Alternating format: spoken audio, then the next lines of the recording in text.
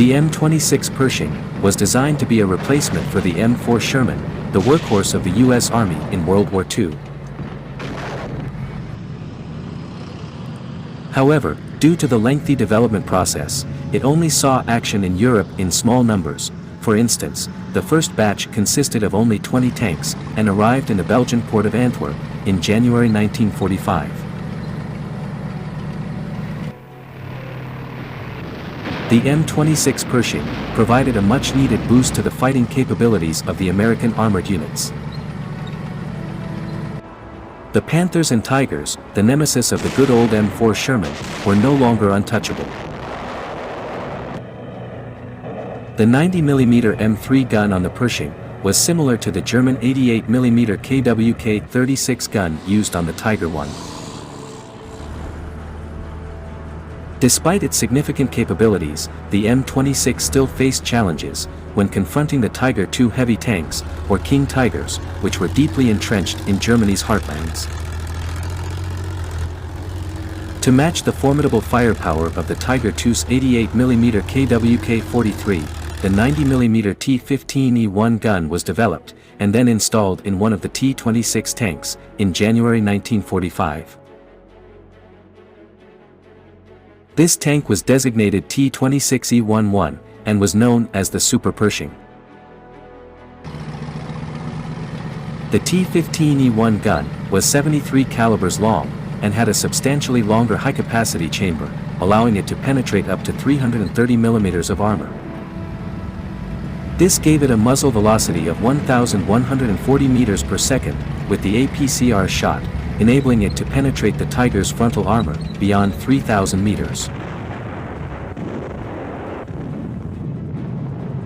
The improved 90mm round also displayed superior accuracy and range compared to the previous version. A single Super Pershing tank was transported to Europe and underwent modifications by the maintenance unit, which included adding extra armor to the gun mantlet and front hull. The tank was later assigned to one of the tank crews of the 3rd Armored Division. An account of the combat actions of this tank appeared in the war memoir, Another River, Another Town, by John P. Irwin, who was the tank gunner.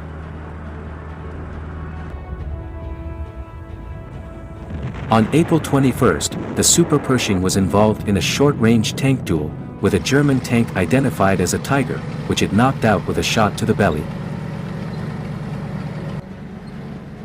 The tank duel is also referenced in the 3rd Armored Division history website, where they claim the German tank as a King Tiger. The following combat actions are an excerpt from the website article.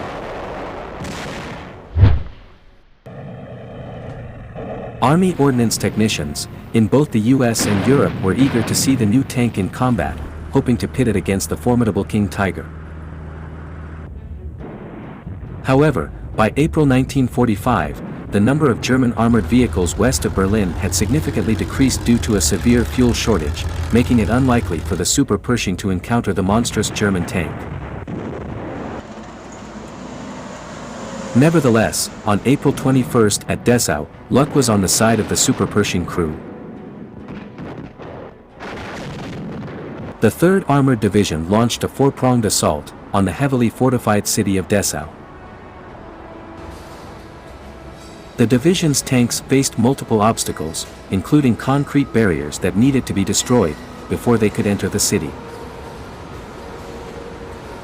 As the American tanks spread out, with the 36th Infantry's riflemen close behind, the Super Pershing made its way towards an intersection and began turning right. Unknown to the crew, a King Tiger tank was lying in ambush, roughly 500 meters away, just 2 blocks in the same direction that the Americans were turning into. The Tiger was within its effective range and fired at the Super Pershing. However, the high-velocity 88mm shell, which had been responsible for destroying many American tanks and vehicles throughout the war, missed its target. The Pershing's gunner John Irwin, who was only 18 years old, reacted quickly, and fired a round that hit the Tiger's large-angled front plate. The non-armor piercing, high-explosive shell, fired by Irwin had no impact, as it bounced off the Tiger's armor and exploded harmlessly in the air.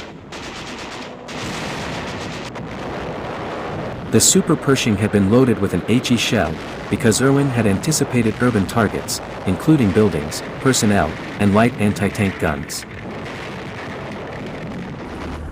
He immediately told his loader to load an AP round next. The Pershing commander and his crew felt a thud, or concussion on the turret, but it was unclear if this was from the Tiger, or another anti-tank weapon. Fortunately, no significant damage was done, likely due to a lucky glancing impact. Almost immediately after, Irwin aimed and fired a second time, just as the Tiger was moving forward and rising over a pile of rubble. The 90mm AP round penetrated the Tiger's underbelly, hitting the ammunition well, and causing a massive explosion that dislodged the turret. It was highly likely that the entire crew was killed. However, there was no opportunity to inspect their trophy, as the battle was still ongoing. The Super Pershing pushed forward down the street, passing the smoldering and motionless German tank. The toughest fighting was yet to come, with German troops using weapons such as Panzerfausts and machine guns from windows and doorways. The encounter with the King Tiger was brief, lasting less than 20 seconds, and ended in an overwhelming victory for the Super Pershing crew. While it may not have been the anticipated major tank battle that could have taken place on an open field, the quick-reacting Pershing crew had emerged victorious.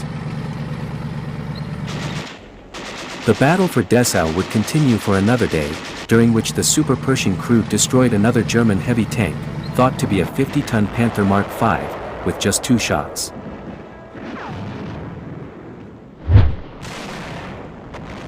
The story of tank duel in Dessau, on the other hand, is a subject of debate among historians and military enthusiasts. The issue with this version of the attack is that there is no evidence to prove that the King Tiger was in Dessau. The nearest Tiger II unit recorded in battle was SS 502nd in action around Fürstenwald, south of Berlin, which was roughly 100+ kilometers away. Furthermore, American accounts following Dessau never mention or claim any German tanks in Dessau, let alone the destruction of a Tiger II by any means, particularly the Super Pershing. There are also no images to back up this claim. Given that the instructions were so basic, Americans were not particularly good at identifying German tanks. Tiger phobia was a real thing, as Allied tankers referred to anything that could kill them as a Tiger, even if it was merely a Stug or Panzer IV. The boxy design, and the large cannon with muzzle brake of the Panzer IV, can make them appear similar to the Tiger, leading to confusion. Initially, the Panther tanks were often mistaken for Tiger II tanks due to their similar sloped armor. To rectify this, a new system was implemented, where tanks with sloped armor and all-steel road wheels were identified as Tiger IIs, while other tanks were classified as Panthers. However, misidentification still occurred, particularly with Panthers that had steel road wheels. At distances of 500 meters or more, it can be difficult to discern the specific tank details that distinguish between the Panzer and the Tiger. So the tank, with which the Super Pershing dueled in Dessau, could very well be a Panther, or Panzer IV.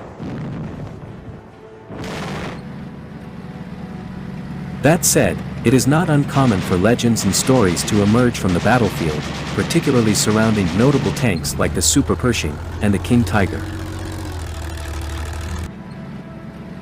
While the specific tank duel in Dessau, between a Super Pershing and a King Tiger may lack concrete evidence, it nonetheless represents the valor and bravery exhibited by tank crews during the intense conflicts of World War II.